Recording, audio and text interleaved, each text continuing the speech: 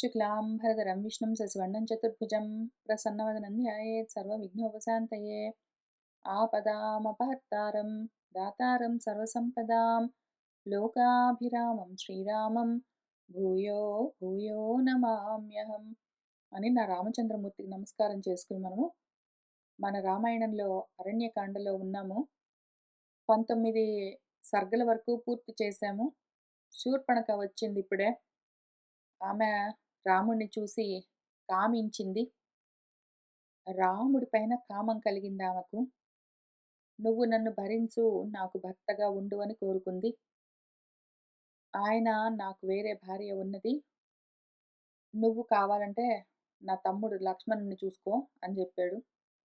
లక్ష్మణుడు నేను కాదు మా అన్న అన్నాడు.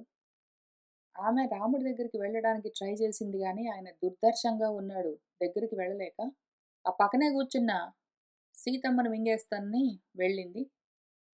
రాముడు వెంటనే లేచి దాన్ని ఆపాడు. ఈలోగా లక్ష్మణుడికి ఖండనాశం ముక్కు చెవి కోసేయమంటే లక్ష్మణుడు ఆ పని చేశాడు. అది మహాకోపంతో ఏడుస్తూ అరుస్తూ రక్తం గారుతూ ఉండగా వాళ్ళ అన్న దగ్గరికి కరుడు దగ్గరికి వెళ్ళింది. కరుడు ఒక 14 మందిని పంపించాడు. వాళ్ళు వచ్చారు. ఇంకా ఏం జరుగుతుంది అని మనం ఇక్కడి నుంచి చూసుకుంటూ వెళ్ళాలి 20వ సర్గ నుంచి.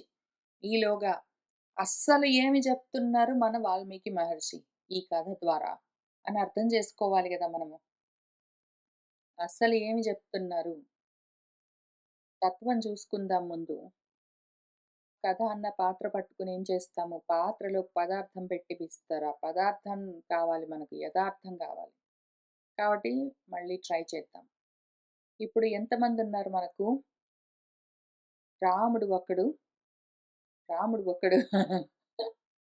ఆత్మ ఎప్పుడు ఒకటే, ఏకం ఏవా అద్వితీయం, అది సరే విషయం. దాన్ని పక్కన పెట్టి రాముడు ఒకడు, సీత 2, లక్ష్మణుడు 3, శూర్పణఖ 4, కరుడు 5, దూషణుడు 6, రావణాసురుడు 7, కుంభకర్ణుడు 8, విభీషణుడు 9, ఆ 14 మంది రాక్షసులు 10. మొత్తం కలిపి మనకి ఎంతమంది ఉన్నారు? మనం చదివిన ఈ 2-3 సర్గల్లో ఒక 10 మంది కనిపించారు. ఆ 14 మందిని కూడా ఒక్క గ్రూప్గా పెట్టుకుంటాం. ఈ 10 ఎవరెవరు, ఏమి విషయము అని ఆధ్యాత్మికంగా చూద్దాము. రాముడు ఆత్మారాముడు, ఆత్మ. ఇప్పుడు ఈ ఆత్మ 2 రకాలుగా ఉంటూ ఉంటుంది మనకు రామాయణంలో. అదే రాముడు ఒకవైపు నరుడిగా ఉంటాడు, సాధకుడిగా ఉండి మనకు ఏ విధంగా సాధన చెయ్యాలి అని చూపిస్తూ వెళ్తూ ఉంటారు. ఆయన ఆచరించి చూపిస్తూ ఉంటే మనం చూసి నేర్చుకుంటూ మనం ఆచరిస్తూ వెళ్ళొచ్చు. ఆయన ఆచార్యుడు, నరుడుగా ఉంటాడు సాధకుడిగా. అదే సమయంలో అదే రాముడు నారాయణుడిగా కూడా ఉంటాడు. ఆయన నారాయణుడిగా ఉండి నరుడిగా చేసి చూపిస్తూ ఉంటారు మనకి మార్గోపదేశం. తర్వాత లక్ష్మణుడు ఉంటాడు. లక్ష్మణుడెవరు?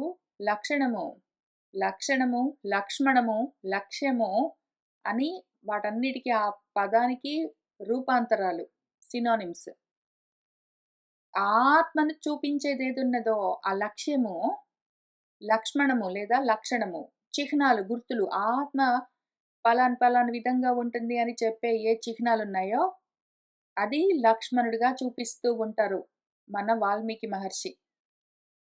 ఎప్పుడు మన రాముడు నారాయణుడవుతే నారాయణుణ్ణి చూపించే చిహ్నాలు, గుర్తులు మన లక్ష్మణుడై ఉంటాడు. రాముడు నరుడిగా ఉన్నప్పుడు ఆయన ఇచ్ఛాశక్తిగా ఉంటాడు. కాబట్టి ఆయన ఎప్పుడు ఏదో ఒకటి ఇట్లా చేద్దాము అని చెప్తూ ఉంటాడు. అప్పుడు మన లక్ష్మణుడు క్రియాశక్తిగా కర్మలు చేస్తూ ఉంటాడు. లక్ష్మణ ఇక్కడ ఇల్లు కడదాము అంటే అలాగే అన్నయ్య అంటాడు, అక్కడ పర్ణశాల కడుతూ ఉంటాడు. లక్ష్మణ అదిగో నది దాటాలి అంటే ఆయన ఒక తెప్ప తయారు చేస్తాడు. అట్లా రామచంద్రమూర్తి నరుడిగా ఉండి ఇచ్ఛాశక్తిగా ఉంటే మన లక్ష్మణ స్వామి క్రియాశక్తిగా ఉంటారు. వీళ్ళతో పాటు సీతమ్మ ఉంటుంది. సీత రాముడికి ఛాయ అని చెప్తారు. రాముడికి ఛాయ, నీడలాగా ఉంటుంది అని చెప్తారు. ఛాయ అన్నదానికి అర్థమేమి అంటే చయతేతి అని, ఏదైతే స్వరూపాన్ని చూపిస్తూ ఉంటుందో అని దానికి అర్థము.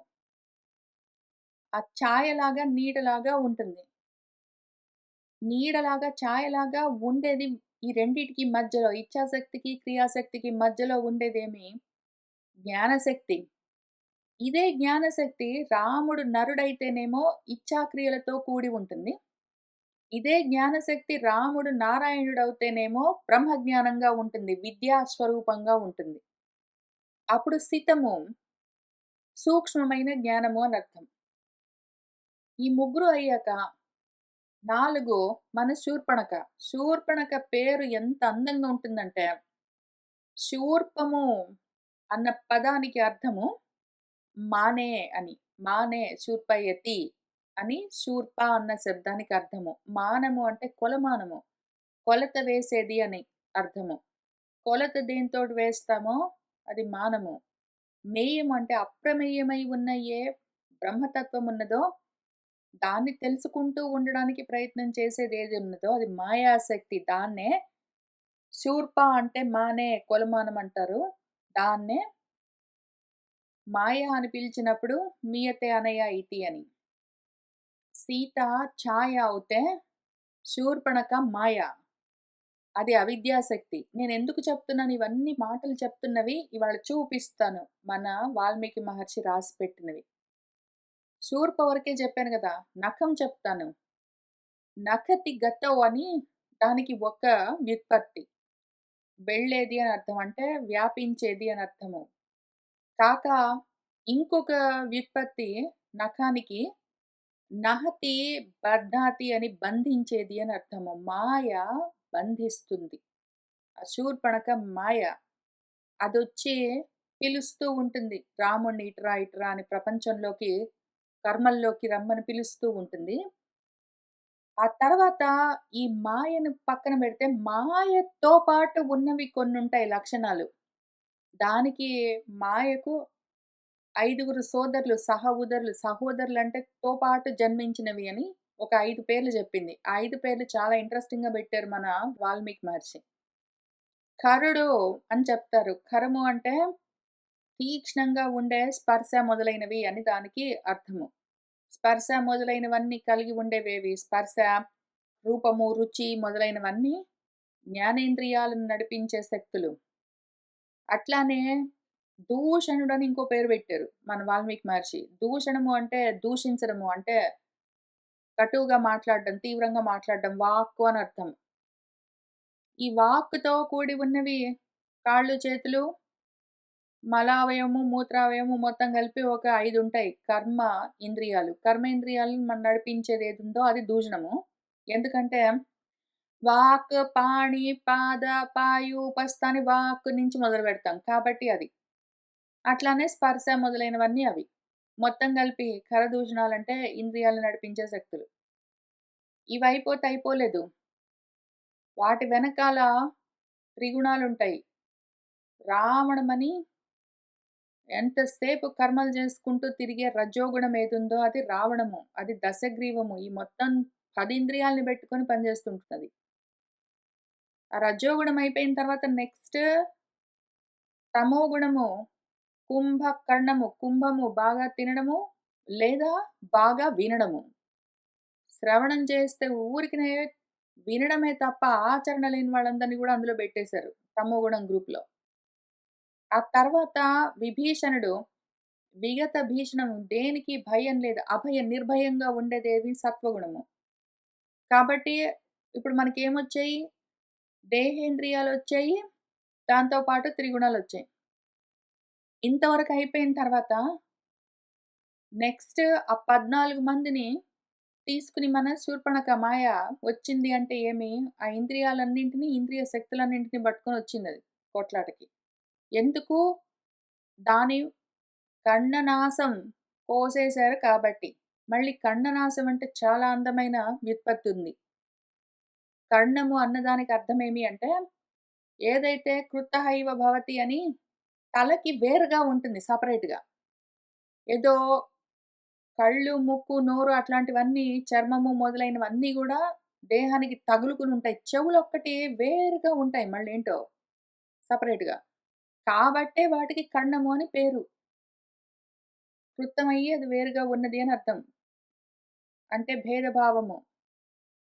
భేదభావాన్ని తొలగించాలి. సో, కాబట్టి మన సాధకుడు ఇప్పుడేం చేస్తున్నాడు, మాయ మీద పడిపోతూ ఉంటే, మాయ భేదాలతో పని చేస్తూ ఉంటుంది కాబట్టి, భేదభావాన్ని తొలగించడం ఒకటి.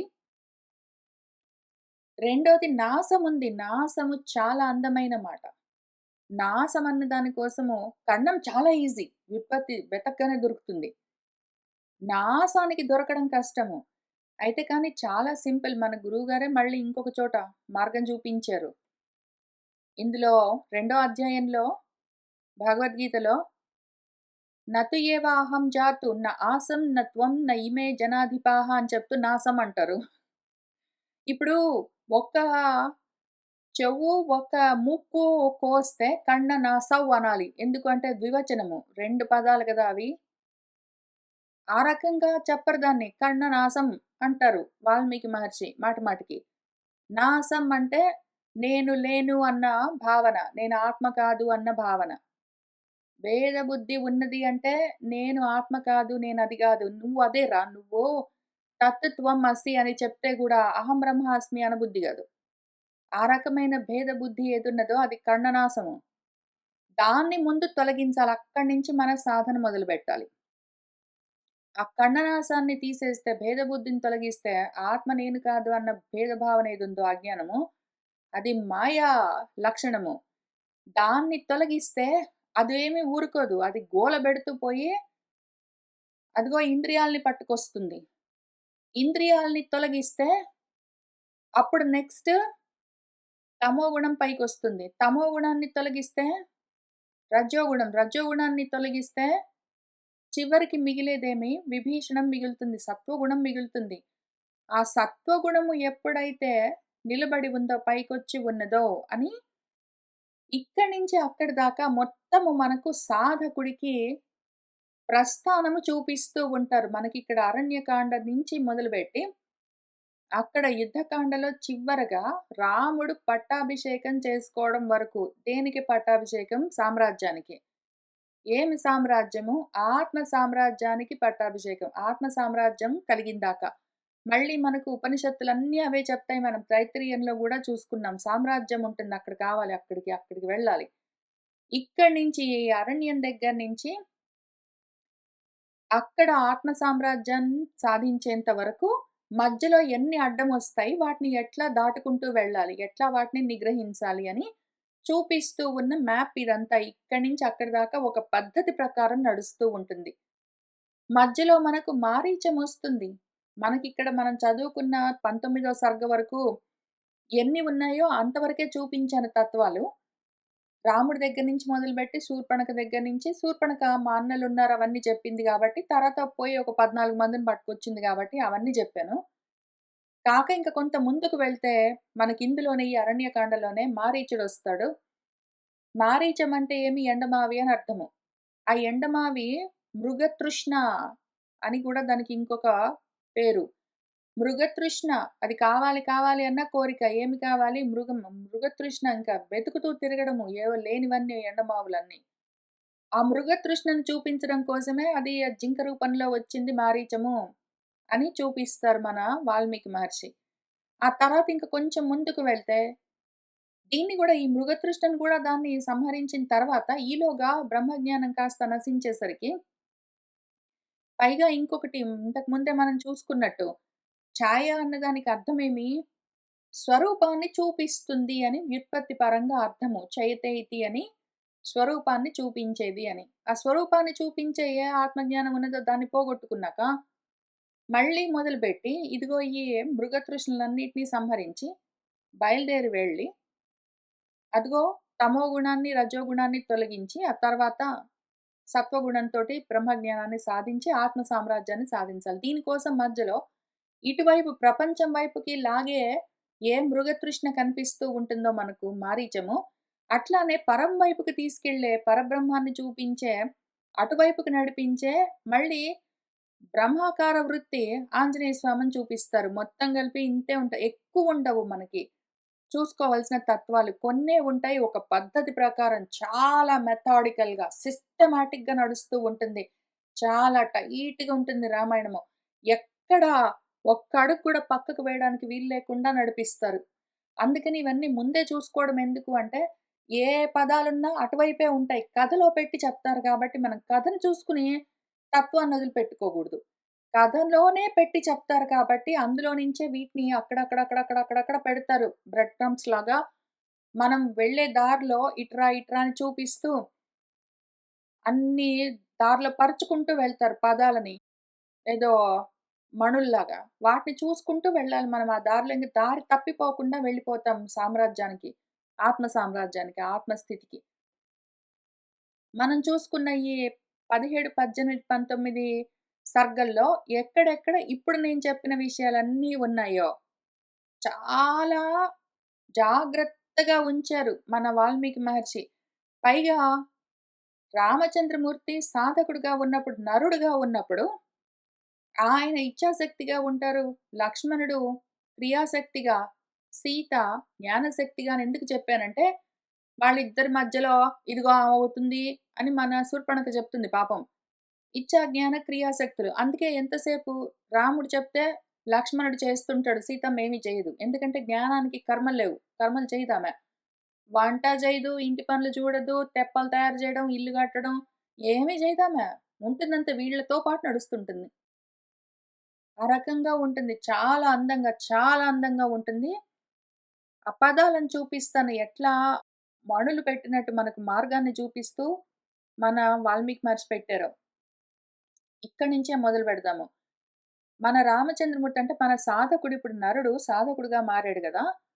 ఆయన ఎటువంటి స్థితిలో ఈ ప్రస్థానాన్ని మొదలుపెడుతున్నాడంటే, నేను సాధకుడుగా ఉన్నప్పుడు రామచంద్రమూర్తిని అనుసరిస్తున్న నేను, ఎటువంటి స్థితిలో ఉండాలి ఇక్కడికొచ్చేసరికి, ఈ సర్గ దగ్గరకొచ్చేసరికి నా స్థితి ఎట్లా ఉండాలి? నా మనస్థితి సాధనకి అనువుగా అటువైపుకి తిరిగి సమాయత్తమై సమస్థితిలో ఉండాలి. అందుకే ఆయన సమస్థితిలో ఉన్నారు అని చూపిస్తూ ఉంటారు. ఆయన స్నానం చేసొచ్చారు. కృతాభిషేకము అంటే శౌచము. మళ్ళీ మనము యమనియమాల్లో చూసుకున్నట్టు అహింస, సత్యము, అపరిగ్రహము మొదలైన యమాలు, శౌచము మొదలైన నియమాలు అవన్నీ పాటిస్తూ ఉన్నారు. కాబట్టి యమ నియమాలన్నీ వచ్చేసాయి అందులోకి.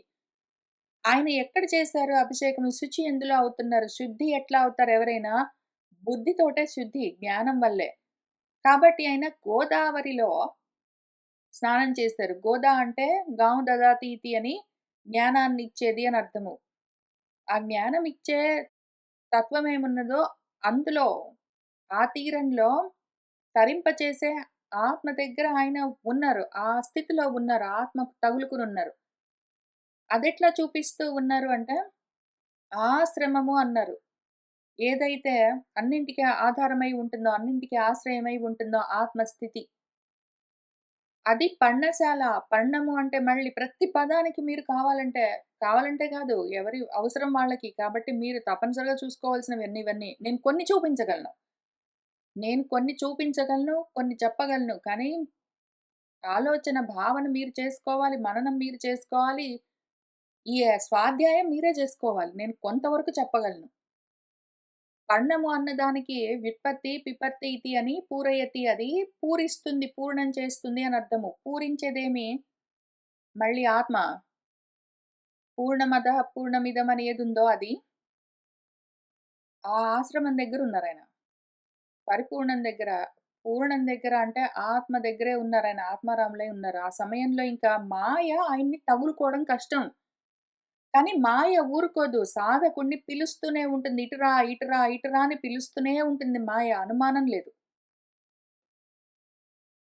ఇంతకి మన సాధకుడు ఎటువంటి స్థితిలో ఉన్నాడు మన నరుడు? చిత్రయా చంద్రమాహ ఇవ. చిత్తా నక్షత్రంతో కూడిన చంద్రుడిలాగా అని చెప్తున్నారు. చిత్తము అయి ఉన్నది ఆయన మనసిప్పుడు. ఆయన మనసిప్పుడు చిత్తమై ఉన్నది, శుద్ధమై ఉన్నది జ్ఞానంతో.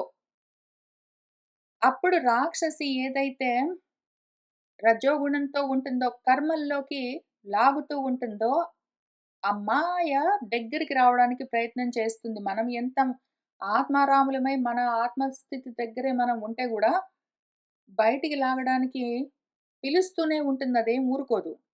దాని పేరు శూర్పణఖ. అది చెప్పా గదా! శూర్పం అంటే మానే అని కొలమానం వేస్తూ ఉంటుందో, మీయతే అనయ ఇతి అని మాయ శక్తి అది. అది మనల్ని బంధిస్తుంది నఖము. మనల్ని బంధించే మాయ మనల్ని బయటికి లాగుతూ ఉంటుంది. అది దగ్గరకొచ్చి పిలుస్తూ ఉంటుంది. ఆ మాయ 10 ఇంద్రియాలతో కూడి ఉంటుంది. అది కామంతో ఉంటుంది. రాముడిని చూసినా గూడా దానికి కామమే కలుగుతూ ఉంటుంది. దానికి కోరికలెక్కువ. మాయకు ఉన్న లక్షణాలు కోరికలు. మాయ ఉన్నది అంటే, మాయకు మనం లొంగి ఉన్నాము అంటే కోరికలతో ఉంటాము. కోరికలకు వశమై ఉంటాము. ఆ మాయకెప్పుడు కోరికలే ఉంటాయి. కోరికలుంటాయి, క్రోధాలుంటాయి. ఉంటే కోరికలు లేకపోతే క్రోధాలు రెండిటితోటే ఉంటుంది ఎప్పుడైనా మాయ. అది శరీరజ సమావిష్టమై ఉంటుంది. దేహంతో కూడి ఉన్నది. ఇప్పుడు ఆ మాయ ఏం చేస్తుంది? పోనీ అది సూక్ష్మంగా కనిపించకుండా అవ్యక్తంగా ఉంటే అదో రకం. ఇప్పుడు ఆ మాయ ఏం చేసింది? శరీరాన్ని పొందింది. అది జన్మ తీసుకుంది. ఆవేశించింది. శరీరంలోకి ఆవేశించింది కాబట్టి రూపంతో ఉన్నదది సాకారంగా. ఆ రూపాలుగా ఉన్నది పిలుస్తూ ఉంటుంది. మన రామానికి మనం రాముడు నరుడు సాధకుడిక్కడ దాంతో పాటే ఉండే ఆత్మని చూపించే లక్షణము దాన్ని అనుసరిస్తూ వస్తూ ఉన్న క్రియాశక్తిగా ఉంటుందిప్పుడు. ఎందుకు స్పెసిఫిక్‌గా నేను రాముడు నరుడుగా ఉన్నప్పుడు వాళ్ళు ముగ్గురు ఇచ్ఛాజ్ఞాన క్రియాశక్తులుగా ఉంటారని ఎందుకు చెప్తూ వస్తూ ఉన్నాను అంటే, ఎప్పుడైనా సరే ఇచ్ఛాశక్తిని అనుసరించి నడవడము క్రియాశక్తి లక్షణము. కాబట్టి నాకన్నా చిన్నవాడు, నన్ను అనుసరిస్తూ ఉన్నవాడు, నాతో భాగాన్ని పంచుకున్నవాడు అని 3 లక్షణాలు చెప్పారు. క్రియ ఎప్పుడూ ఇచ్చ కన్నా చిన్నదై ఉంటుంది. తక్కువై ఉంటుంది. చాలా ఎక్కువ కోరుకోవచ్చు. ఇచ్చ చాలా సంకల్పాలు చేయొచ్చు. కానీ కర్మలు కొన్నే చేయగలము. కాబట్టి ఎప్పుడైనా తక్కువనే ఉంటుంది. అనుసరిస్తూ ఉంటుంది ఇచ్చని ఎప్పుడైనా. సంకల్పం లేకపోతే కర్మలు చేయడం కష్టం. ఇప్పుడు మన జ్ఞానము దానికి దేహంతో సంబంధం లేదు. అక్కడ రాముడు నరుడు గావచ్చు, నారాయణుడు గావచ్చు. జ్ఞానం మాత్రం ఎప్పుడు దేహంతో సంబంధం లేకుండా ఛాయగా ఆ ఆత్మను చూపించడం కోసమే ఉంటుంది. ఆ ఆత్మనది ఎట్లైనా చూపిస్తుంది. అది బ్రహ్మాండంగా అయినా చూపిస్తుంది, బ్రహ్మంగానైనా చూపిస్తుంది. అది జగత్తుగా గూడా చూపిస్తుంది అదే పరబ్రహ్మాన్ని. అదే మళ్ళీ పరబ్రహ్మాన్ని ఆత్మస్వరూపంగా కూడా చూపిస్తుంది. దానికి సొంతంగా దేహాలతో సంబంధం లేదు. కాబట్టి అది విదేహము, విగత దేహము. సీత అనుంటుంది. సితము చాలా సూక్ష్మమైన జ్ఞానమది. ఇప్పుడు ధర్మం కోసం మన నారాయణుడు నరుడయ్యి కర్మలు చేస్తూ ఉన్న సమయంలో ఇప్పుడు మళ్ళీ నరత్వం నుంచి నారాయణత్వం కోసం సాధన ఎట్లా చేయాలి అని నడిచి చూపిస్తూ ఉన్నారాయన. మన శూర్పణఖ వచ్చింది పాపం.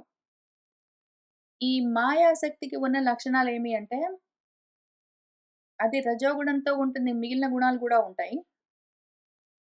దానికిష్టం ఎన్ని రూపాయలైనా మాయ ఎన్ని రూపాలైనా ధరించొచ్చు. మాయకు ఒకటేమి, రెండేమి అది ఎన్ని రూపాలైనా తీసుకుంటుంది.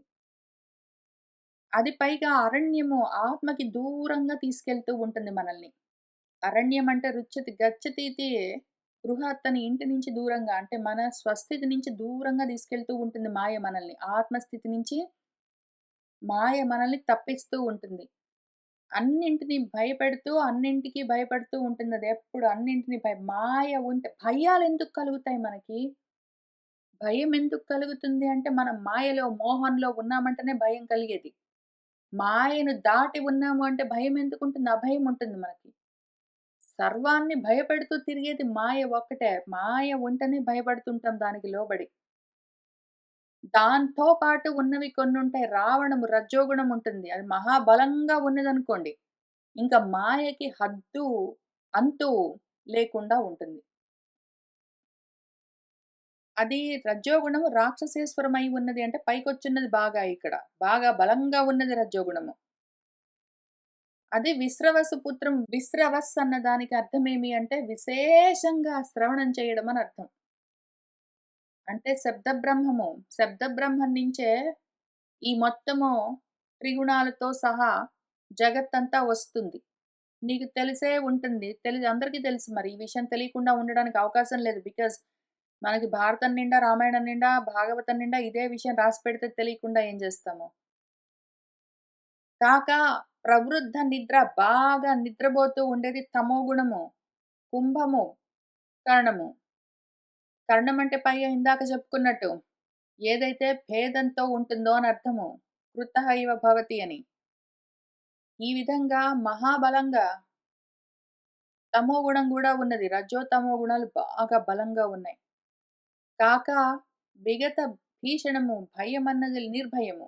భయము ఎందువల్ల ఉంటుంది? కర్మలు చేసుకోవాలి, వస్తాయో రావో, కోరికలు ఇవన్నీ ఉంటే, రాగాలు, క్రోధాలుంటే భయాలు గ్యారంటీ. రాగము, క్రోధము లేకపోతే రావణము రాగము, కుంభకర్ణము క్రోధము అని కూడా చూసుకోవచ్చు. ఎందుకంటే రజోతమో గుణాల వల్ల రాగ ద్వేషాలు. అవి లేకపోతే భయం ఎందుకుంటుంది? ధర్మంగా ఉండొచ్చప్పుడు. అందుకని రాక్షస చేష్టలు అంటే ఇంద్రియాలతో కూడి కర్మలు చేయడం అన్నది ఉండదింక. కాక కరము, దూషణము ఇందాక చూసుకున్నట్టు. కరము జ్ఞానేంద్రియాలకు ప్రతినిధి. దూషణము కర్మేంద్రియాలకు ప్రతినిధి. ఈ మాయ వీటన్నింటిని దాటి ఉంటుంది. అది ముఖ్యము. ఇప్పుడు మాయ అంతటా ఉంటుంది. మాయ అన్నింట్లో ఉంటుంది. అన్నింటిని ఆక్రమించి ఉంటుంది. మాయకు లోబడి రూపాలు తీసుకున్న వాళ్ళుంటారు గదా! వాళ్ళని కూడా దాటి ఉంటుంది. అదే మళ్ళీ రూపాలు తీసుకొని వాటిని దాటి ఉంటుంది. దాన్ని భరించేవాడొకడు గావాలి. ఇప్పుడు ఆ మాయని భరించేవాడొకడు గావాలి కాబట్టి వెంటబడుతుంటుంది. ఒకవేళ మాయని దాటి ఉంటే, మాయ మళ్ళీ దాటి ఉన్న ఆ ఆత్మతత్వంలోనే లయమవ్వవలసి ఉంటుంది. అది వేరుగా ఉండడం కుదరదు.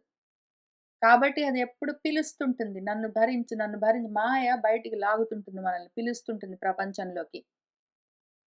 దానికి చాలా ప్రభావం ఉంటుంది. అది స్వచ్ఛందంగా దానిష్టం వచ్చినట్టు స్వేచ్ఛగా తిరగగలదు. మాయని ఆపేవాడెవడు లేడు. మహాబలంగా ఉంటుంది. గమనం చేస్తూ ఉంటుంది. ఒక చోట ఉండదు. కదలికలతో ఉంటుంది. అదేమంటుందంటే చిరకాలము నాకు భర్తగా ఉండు. ఎప్పటికి నాతో పాటు ఉండని మాయ పిలుస్తుంటుంది. నీకు జ్ఞానంతో పనేమి అని చెప్తూ ఉంటుంది. ఇప్పుడు ఆ మాయకు ఛాయ 2 విరుద్ధము. మాయ వేరు, ఛాయ వేరు. ఛాయ ఎప్పుడు ఆత్మని చూపిస్తూ ఉంటుంది. మాయ ఎప్పుడు ఆత్మని మరుగుపరుస్తూ ఉంటుంది. అందుకని ఒకదానికొకటి వికృతంగా, విరుద్ధంగా ఉన్నట్టు కనిపిస్తూ ఉంటాయి. ఆ 2 టెక్నికలీ వేరుగా ఉంటాయి. మాయ, ఛాయ 2 ఒకదానికి ఒకటి వేరుగా ఉంటాయి. విరుద్ధమైన మార్గాల్లో వెళ్తూ ఉంటాయి. మాయ అవిద్యా స్వరూపము. ఛాయ విద్యా స్వరూపము. మన మాయకి ఛాయ ఎట్లా కనిపిస్తుంది? వికృతంగా, విరూపంగా కనిపిస్తుంటుంది. మళ్ళీ అట్లానే మన రాముడు, లక్ష్మణుడు గూడా మన మాయని వికృతము, విరూపం అని పిలుస్తుంటారు. ఎందుకు అంటే వికారంతో ఫెసిలిటీ ఏంటంటే, వికారం అంటే విగతము లేకుండా పోయింది అని అర్థం చెప్పుకోవచ్చు. లేదా వికారము అంటే విశేషంగా ఉన్నది అని చెప్పుకోవచ్చు. ఇప్పుడు మనం మాయాపరంగా వికారము, విరూపము చూసుకోవాలి అంటే, విశేషమైన రూపాలను ధరించింది అని అర్థం చేసుకోవాలి. అదే ఛాయ పరంగా మనము విరూపాన్ని అర్థం చేసుకోవాలి అంటే విగత రూపము, విదేహము దానికి రూపాలు లేవని అర్థం జ్ఞానం. అట్లానే వికృతము, కృతం కాలేదది. దానికి తయారవ్వవలసిన అవసరం లేదు జ్ఞానానికి, విద్యకు. అయితే అవిద్య ఎన్ని రూపాలైనా తీసుకోవచ్చు. విశేషంగా వివిధాలుగా ఆకారాలు ధరించి వికృతం అవ్వచ్చు. వికృతం అంటే కృతమయింది, తయారయిందని అర్థము. విశేషంగా వేరు వేరుగా వివిధాలుగా తయారయిందని అర్థం. అవే మాటలు వాడుతారు. మన వాల్మీకి మహర్షి శూర్పణఖ పట్ల, సీతమ్మ పట్ల ఒక్కటే రకం మాటలు వాడుతారు. చాలా భాగం. ఎందుకు అంటే ఈ రకంగా వాటిని అర్థం చేసుకోవాలి. అట్లానే అహం ఏవ తే అనురూప నేను నీకు తగిన దాన్ని అని మాయ పిలుస్తూ ఉంటుంది. ఆ విరూపము రూపమే లేని అసత్ రూపమే లేకపోతే అది నిజంగా ఉంటుందా? లేనే లేని కరాళము, కర్మలతో సంబంధం లేని నిర్ణత ఉదరము. నతము అంటే లోపలికి వెళ్ళిపోయి అడిగిపోయి ఉన్నానర్థము. ఉదరము అంటే ఏదైతే భోక్తృత్వంతోటి ఉంటుందో, అనుభవాలతో సంబంధం లేకుండా ఉంటుందో, సూక్ష్మంగా ఉండే బ్రహ్మజ్ఞానము అట్లానే ఉంటుంది నిర్ణతోదరం. దాంతో నీకేం పని? దాన్ని నేను మింగేస్తానంటుంది. ఎప్పుడైనా సరే మాయ ఉన్న అంతంత మాత్రం జ్ఞానాన్ని మనలో అప్పుడప్పుడే ఇంత చదువుకుంటూ, ఇంత చదువుకుంటూ, ఇంత ఆలోచించుకుంటూ, డిస్కస్ చేసుకుంటూ మనలో మనము కొంత కొంతగా మనము ఆ జ్ఞానాన్ని, విద్యను లోపల కలిగించుకుంటూ ఉంటే, ఈ బయట నుంచి మాయ లోపల నుంచి గూడా ఒకవేళ వచ్చిందంటే మింగేస్తుంది మొత్తమే లేకుండా.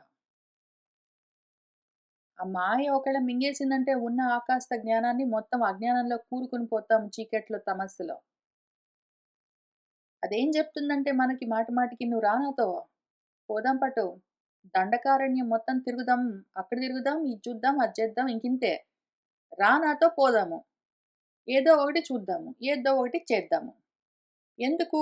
మాయ ఎప్పుడు కర్మలతో కూడుంటుంది. అదేమని పిలుస్తుంది పాపం దాని అయోమయము మాయ. దానికి అజ్ఞానం గూడా ఎక్కువ. దాని స్వరూపమే అజ్ఞానం. అవిద్యా స్వరూపం. ఆ అజ్ఞానంతోటి అదేం చెప్తుంది? "పోయి అక్కడక్కడ తిరుగుదాం రా" అని చెప్తుంది. దండకారణ్యంలో తిరుగుదాం రా అని చెప్తుంది. ఈయనెవరు? ఈ సాధకుడు ఎటువంటి స్థితిలో ఉన్నాడు? కోదండాన్ని పట్టుకొనున్నవాడు. ఆ దండమేమి నేను పట్టుకొనున్నానని దాన్ని నిగ్రహించి ఉన్నవాడిని పట్టుకొని, అందులో తిరుగుదామంటే ఆయనెందుకొస్తాడు? అంత వేరుగా ఉంటారు. ఇప్పుడు అయినా గూడా అదేమి ఊరుకోదు. అసలు యాక్చువల్‌గా మన శూర్పణఖ ఆయన్ని చూసి, రాముడిని చూసి కోరుకున్నది అని చెప్తూ ఉన్న సమయంలో, మన వాల్మీకి మహర్షి చాలా విషయాలు చెప్తారు. ఇక్కడ నేను ఇవన్నీ హైలైట్ చేసుకోకపోవడం వల్ల దాటుకుంటూ వెళ్ళాను. ముఖ్యమైన విషయం. ఆ ఇద్దరికి అంటే రాముడికి, కామంతో ఉన్న శూర్పణకు ఉన్న భేదాలు చూపిస్తూ ఉన్నారు. ఆత్మ సుముఖంగా ఉంటుంది. ఇక్కడ సాధకుడు ఆత్మకు సుముఖంగా ఉన్నాడు. మాయ ఆత్మకు దుర్ముఖంగా అంటే వేరు అవతల వైపు తిరిగి ఉంటుంది. ఆత్మ వైపుకెందుకుంటుంది మాయ? ప్రపంచం వైపు తిరిగుంటుంది. ఇక్కడ ఈ నరుడు ఆత్మస్వరూపమే. నరుడుగా ఉన్న ఈ తత్వము వృత్త మధ్యము సూక్ష్మంగా ఉంటుంది.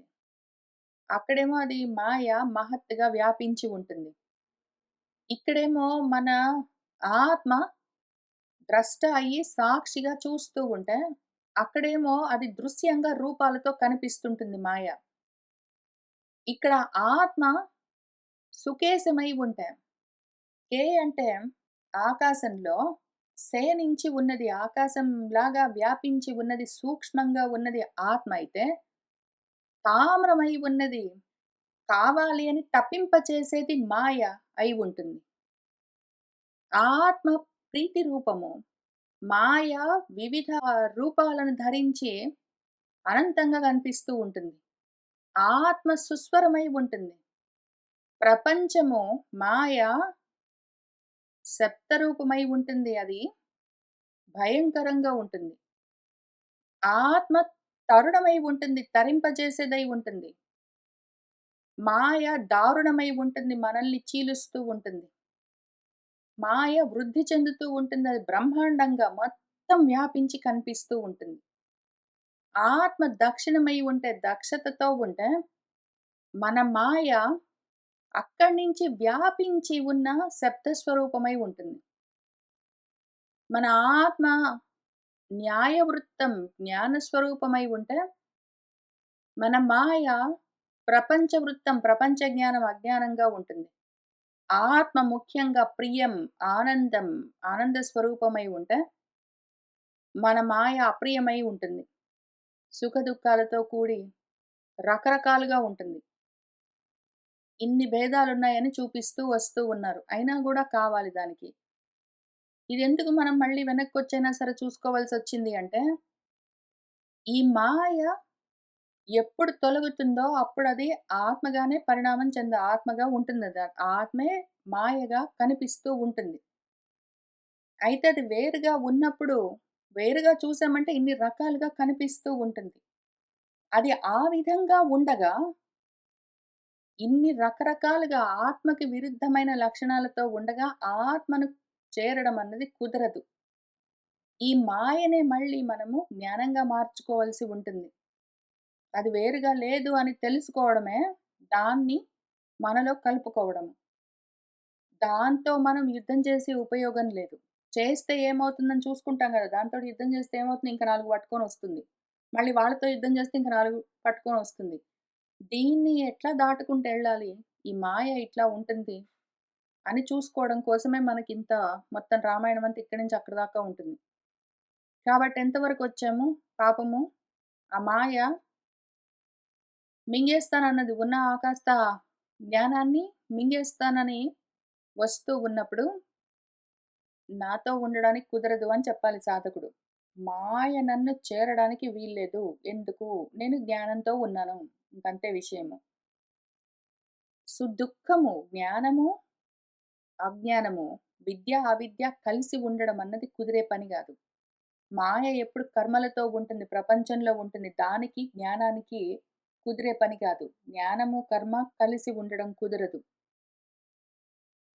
ఆ రకంగా అదిగో నన్ను పెళ్లి చేసుకో అనో, నన్ను భర్తగా పొందు అనో, లేకపోతే నీకు భార్యగా ఉంటాననో ఏంటో రకరకాలుగా అది ఎన్నో పిలుస్తుంటుంది. భార్యగానో, భర్తగానో, కూతురుగా, కొడుకుగా, ఇల్లుగా, పిల్లికూనగా. అది ఎన్ని రకాలుగా పిలిచినా గూడా, మనం ఒకవేళ వద్దు అని చెప్పగలిగితే దాన్ని దాటొచ్చు. అయినా కూడా అదేం ఊరుకోదు. మనల్ని ఏదో ఒక విధంగా కంట్రోల్ చేయడానికి ట్రై చేస్తుంది. దాని శక్తియుక్తులన్నీ ఉపయోగించి. ఇక్కడేం చెప్తున్నారంటే, నాకు ఆల్రెడీ భార్య ఉన్నది. లక్ష్మణుడికి భార్య లేదు అని చెప్తారు. దానికేం చాలా సింపుల్ అర్థము. ఆత్మకి ఎప్పుడైనా దాని శక్తిగా జ్ఞానం ఉంటుంది. అయితే ఆత్మను చూపించే లక్షణం ఏదున్నదో గుర్తు, దానికింక వేరే అది భరించవలసిన తత్వం ఇంకేమీ ఉండదు. కాబట్టి దానికేమీ లేదు. ఆ లక్షణాన్ని చూసుకో నువ్వు. లక్ష్యాన్ని చూసుకో. గుర్తులను గుర్తులు పట్టుకో అని చెప్పాడు యాక్చువల్‌గా రామచంద్రమూర్తి. ఇక్కడ సాధకుడు నువ్వు డైరెక్ట్‌గా నన్ను పట్టుకోలేవు గానీ, గుర్తులు పట్టుకో అని చెప్పాడు. అయితే గుర్తులు కూడా అంటే చిహ్నాలు, లక్షణాలు కూడా పట్టుకోలేకపోయింది ఆ మాయ. అక్కడికి వెళ్ళేసరికి నా దగ్గరికొచ్చి నువ్వేం చేస్తావు? నేను పరవాన్. ఎందుకు అంటే నేను సంకల్పాన్ని ఆశ్రయించి ఉంటాను. నన్ను నువ్వు చేరి పొందగలిగింది లేదు. ఉత్త గుర్తులు జూసుకొని ఆత్మ అంటే ఇట్లా ఉంటుంది, ఆత్మ అంటే అట్లా ఉంటుంది, అది అవ్యక్తము, అది అనంతము, అదేంటో అవుతుందని దాని గురించి చాలా జెప్తారు. భగవద్గీత దగ్గర నుంచి మొదలుపెట్టి గుర్తులు చాలా జెప్తారు. ఆ గుర్తులన్నీ చెప్తే మనం పట్టుకోగలమా? ఆ గుర్తుల్ని పట్టుకోలేము. గుర్తులు ఏ గుర్తును చూపిస్తున్నాయో దాన్ని అది ఏ గురి చూపిస్తుందో ఆ గుర్తు, దాన్ని గూడా పట్టుకోలేము. ఇక్కడ గూడా అట్లనే అయింది పాపము. మాయ డైరెక్ట్‌గా ఆత్మను పట్టుకోవడానికి ప్రయత్నం చేసినా దొరకలేదు. ఆత్మను చూపించే చిహ్నాలు చెప్పినా గూడా పట్టుకోలేకపోయింది. అక్కడ ఆత్మ సమృద్ధిగా ఉంటుంది. సమృద్ధార్థం అది. సిద్ధార్థము, పరమార్థము. దాన్ని పట్టుకో. నన్నెందుకు పరమార్థాన్ని పట్టుకో. పరమార్థాన్ని చూపించే గుర్తును పట్టుకొని ఏం జేస్తావు? గుర్తుని పట్టుకొని అక్కడికి ఆగి ఏం జేస్తావు? అని పాపం చెప్తే, అది మళ్ళీ ప్రయత్నం చేయడానికెళ్ళింది. దానికి విచక్షణ జ్ఞానం ఉండదు మాయకి. దాంతో విచక్షణ జ్ఞానం లేకపోయేసరికి ఆత్మను పట్టుకోవడానికి దుర్దర్శనం అది దొరకలేదు. కోరికలు మాత్రం అట్లానే ఉన్నాయి. అందుకని జ్ఞానం ఉండడం చేత కదా! మోహంలోకి రావట్లేదు నువ్వు అని ఆ జ్ఞానాన్ని మింగేస్తాను.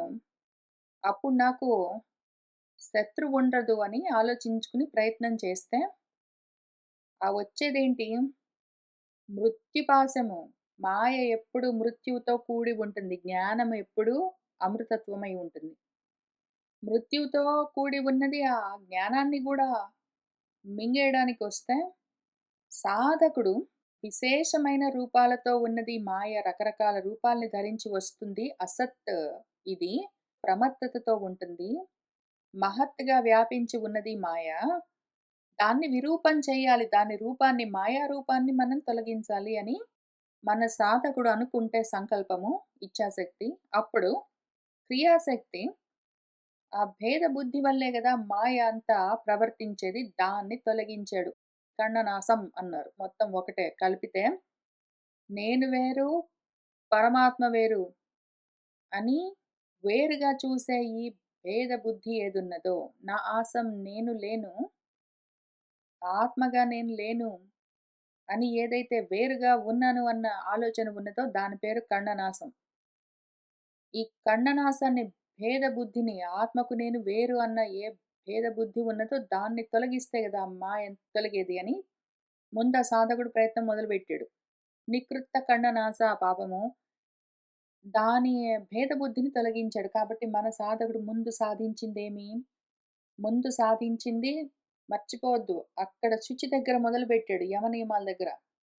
అక్కడి నుంచి ఆత్మ దగ్గరికే వెళ్లి కూర్చున్నాడు. అక్కడి నుంచి ఆ ఆశ్రమం దగ్గర నుంచి బయటికి రావట్లేదు. అక్కడే ఉండి ఒకవేళ మాయ తన మీదకొచ్చి పడిపోతూ ఉంటే గూడా, ఆ జ్ఞానాన్ని మింగేయడానికి ప్రయత్నం చేస్తుంటే, ఆ మాయని డైరెక్ట్‌గా ఏం చేయలేం గాబట్టి, దాంట్లోని ఆ మాయ ఏ స్వరూపంతో వస్తుందో, ఆ భేద బుద్ధే మాయా స్వరూపం. దాన్ని ముందు తొలగించాడు. అంతవరకొచ్చాడు మన సాధకుడిక్కడ. దాంతో అదేం ఊరుకోదు ఆ మాయ ప్రపంచమంతా మీద పడిపోతుంది ఒచ్చి. కాబట్టి కరము ముందు ఇంద్రియాలన్నీ ఒస్తాయి. మోహంతో, సంభ్రమంతో ఉంటాయవన్నీ. కృష్ణ సర్పంలాగా కాల సర్పమని పిలుస్తారు. కాల పాశమని పిలుస్తారు. విషము అసమస్థితులతో ఉంటుందది. మన మాయ. త్రిగుణాలు అస్తవ్యస్తంగా, అసమంగా ఉంటే, ఆ గుణ వైషమ్యాల వల్లే గదా ఇవన్నీ జరుగుతూ ఉంటాయి. ఇవన్నీ ఆ మాయ లక్షణాలు. కాలంతో కూడి ఉంటుంది. కర్మపాశాలుగా ఉంటుందది. అసమానతలతో ఉంటుంది. సమత్వం ఉండదు. సమత్వం ఉన్నది అంటే మాత్రం ఇంక మాయ మాయమైపోతుంది. మాయ మాయమైపోతే కాలము లేదు, కర్మ లేదు. ఎందుకు అంటే మాయ అన్నది స్వభావము, గుణము అది పోయిందంటే అన్నీ పోతాయి. దాని స్వరూపం అది. ఈ విషయం ఎవరు చెప్తున్నారు? ఇంద్రియాలు చెప్తున్నాయి. అక్కడ మన కరుడు చెప్తున్నాడు. పైగా మాయ బలంగా ఉంటుందది. విక్రమిస్తుంటుంది. అంతటా వెళ్తూ ఉంటుందది. కామరూపాలు ధరించగలదది. కామ గమనం ఎక్కడికి పడితే అక్కడికెళ్ళొచ్చు. ఏది పడితే ఆ రూపాన్ని అన్ని రూపాల్లో అదే ఉంటుంది మాయ. కనిపించే రూపాలన్నీ మాయా స్వరూపాలు. మాయా స్వరూపాలంటే మళ్ళీ మాయ సెపరేట్‌గా లేదు. అది వేరే విషయం. భేదబుద్ధి ఉండరాదు మళ్ళీ మనము. ఇంత దూరమొచ్చి. ఖండనాశాన్ని మనం నికృత్తం చేసిన తర్వాత మళ్ళీ ఆ భేదబుద్ధి పెట్టుకోరాదు. ఆ విధంగా మాయని నిగ్రహించేది ఎవరు చేయగలరు? మాయని నిగ్రహించగలిగిందెవరు? ఇక్కడ మళ్ళీ నిగ్రహం అన్న మాట వాడారు. మన మాయ మన జ్ఞానాన్ని మింగేయడానికి మీద పడిపోతూ ఉంటే నిగ్రహించిందెవరు? ఆ సాధకుడు. ఎందుకు? యమనియమాలతో ఉండి, ఆత్మ దగ్గరగా ఉండి, మాయను దూరంగా ఉంచినవాడు కాబట్టి, మాయ మీద పడిపోతుంటే నిగ్రహించగలిగాడు. మాయను నిగ్రహించినవాడు మన సాధకుడిక్కడ. ఆ విధంగా మనం ఉండాలి అని చెప్తున్నారు. రాముడున్నాడా? రాముడు దేవుడు కదా! నేను గాదు గదా! ఇవన్నీ అన్నామంటే మళ్ళీ మనకు ఖండనాశం కృతం గావాలి. ఈలోగా. ఆ విధంగా చేయాలంటే మహాపరాక్రమం గావాలి. మాయను ఖండనాశం నికృతం జెయ్యాలంటే పరాక్రమం కావాలి. జ్ఞానమన్న వీర్యం గావాలి. దాంతో చేస్తూ వస్తే ఏం జరుగుతుంది అంటే, ఇంకా ఇదంతా ఉన్నది ప్రతి పదానికి మీరు అర్థం జూసుకుంటూ పోతే ఎంత దూరం వస్తుందో అసలు మొత్తము ఉపనిషత్తుల్లో చెప్పిన విషయమే ఉంటుంది మొత్తం అంతా. ఓపిక చేసుకొని, టైం బెట్టుకొని చూడండి చాలా బాగుంటుంది. ఇక్కడ మన బ్రహ్మ విద్య, విద్యాస్వరూపము ఛాయ, సీత, వైదేహి ఎన్ని విధాలుగా చెప్పిన ఆ తత్వం ఏదున్నదో, ఆ తత్వం గురించి ఇంకా కొన్ని ఇక్కడ చూపిస్తూ ఉన్నారు. తరుణి తరింపజేసే తత్వమది. రూప సంపన్న స్వరూపంతో నిండి ఉంటుందది. స్వరూప జ్ఞానమై ఉన్నది. సర్వాభరణ భూషిత అన్నింటినీ భరించేది జ్ఞానశక్తి ఒక్కటే. అది నారి నరుడితో పాటు ఉంటుంది. ఎప్పుడైనా సరే. నరుడితో పాటే నారీ జ్ఞానము కూడా ఉంటుంది వెంటే. నరుడికి కావాలంటే ప్రపంచ జ్ఞానంగా ఉంటున్నది. నరుడికి కావాలంటే నారాయణ జ్ఞానంగా ఉంటుంది. నారాయణ జ్ఞానంగా ఉంటే నరుడికి అది ఆత్మజ్ఞానం అవుతుంది. ప్రపంచ జ్ఞానంగా ఉంటే అది అజ్ఞానంగా, అవిద్యగా ఇటు సైడ్ ఉంటుంది.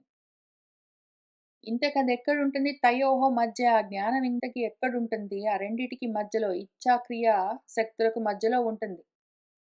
అది సుమధ్యమ. అది చాలా సూక్ష్మంగా ఉంటుంది జ్ఞానము. దాన్ని ముందు అటాక్ చేయాలి. ఒక జ్ఞానమే గాదు. ఎందుకు అంటే ఇచ్ఛాశక్తి, క్రియాశక్తి ఉన్నంత వరకు జ్ఞానము కాపాడబడుతూ ఉంటుంది. అది వాటికి మధ్యలో ఉంటుంది. వాటిలో వ్యాపించి ఉంటుంది. వీటిని వేరువేరుగా ఏం చేయలేము. ఇచ్ఛా, జ్ఞాన, క్రియాశక్తులను మూడిటిని ఒకటేసారి ఏమైనా చేయాలి. ఈ రెండిట్లలో ఏదో ఒకటున్నా మిగిలిన దాన్ని మళ్ళీ వెనక్కి తీసుకొనొస్తాయి.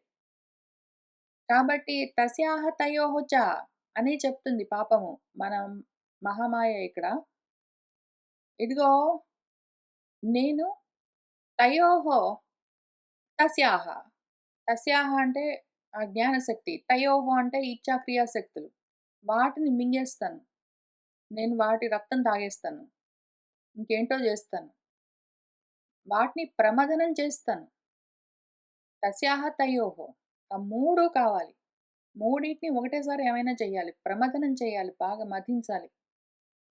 ఆ రకంగా అయితేనే మళ్ళీ ప్రపంచంలోకి లాగొచ్చు వాటిని.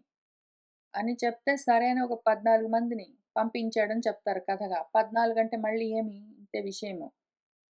కరుడికి, దూషణుడికి వాటి చేతిలో ఉండేది. అక్కడ పైన రావణాసురుడుంటాడు.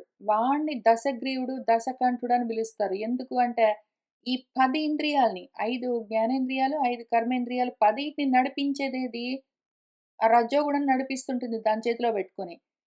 దాని కింద పని చేస్తున్న కరదూషణాలు అంటే మన జ్ఞానేంద్రియాలకు ప్రతినిధి ఒకటి, కర్మేంద్రియాలకు ప్రతినిధి ఒకటి. ఈ ప్రతినిధుల కింద పనిచేస్తున్నవి యాక్చువల్‌గా ఇంద్రియాలు 10 వాటితో పాటు అంతఃకరణ చతుష్టయం అని పిలుస్తారు. ఈ అంతఃకరణ చతుష్టయంతో సహా కలిపి 10 ఇంద్రియాలు మొత్తం అన్నీ ఒక పద్ధతి ప్రకారము నారాయణుడిని నరుణ్ణి జేసి మాయలో ఉంచి నడిపిస్తూ ఉంటాయి. ఇప్పుడు మాయను దాటుదామని పాపము మన సాధకుడు నరుడు నారాయణత్వం కోసం సాధన మొదలుపెట్టగానే ఇంకన్నీ బయలుదేరుతాయి ఇంక విరుచుకుని. భేద బుద్ధిని తొలగించుకుని కూర్చునేసరికి ఇంద్రియాలన్నీ బయలుదేరుతాయి. వాటికి ఏదో ఒకటుంటుంది. ఆకలేస్తుంటుంది, కోపమొస్తుంటుంది, దాహమవుతుంటుంది, నిద్ర వస్తుంటుంది. కాళ్ళకు కదులుతూ ఉండాలి, చేతులకు ఏదో పట్టుకుంటుండాలి, పనులు చేస్తూ ఉండాలి, కళ్ళకు చూస్తూ ఉండాలి. అవేమి ఊరుకోవు. అవన్నీ మీద పడతాయొచ్చి.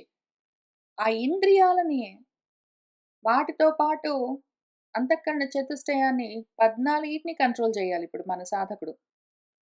ఎట్లా చెయ్యాలి అని మన నారాయణుడు నరుడై మనకు చూపిస్తూ ఉన్నారు. అవేం చేస్తాయి? ప్రమథనం చేస్తాయి మనల్ని బాగా కలచివేస్తాయి. నిజంగా ఎంత బ్రహ్మజ్ఞానం ఉంటే మాత్రము, ఈ దేహంలో ఉన్నాను అని అనుకున్నంత వరకు, దేహానికి ఆకలేస్తే ఇంక పోయి తినవలసే వస్తుంది. ఇంకిక్కడ ఎంతసేపు కూర్చుంటాం పోయి తినాలి మరి. అట్లానే నిద్రొస్తే పోయి పడుకోవాలి. ఎక్కడికైనా వెళ్ళాల్సొస్తే వెళ్ళవలసొస్తుంది. అవన్నీ చాలా మధిస్తాయి.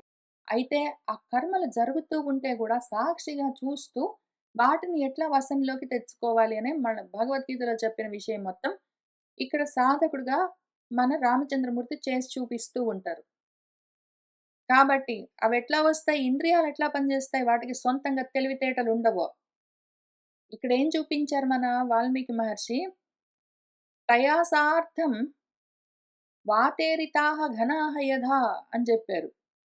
మన శూర్పణఖ వెంటబడి ఆ 14 ఏదో గాలి తీసుకొని పోతూ ఉంటే దాని వెంటబడిపోతూ ఉన్న మబ్బుల్లాగా అని చెప్పారు. గాలి వీస్తూ ఉంటే గాలివాటకి మేఘాలన్నీ ఎట్లా దాని వెంటే వెళ్తుంటాయో, ఆ విధంగా శూర్పణఖ వెంటబడి సొంతంగా ఆలోచించేదేమీ లేదు.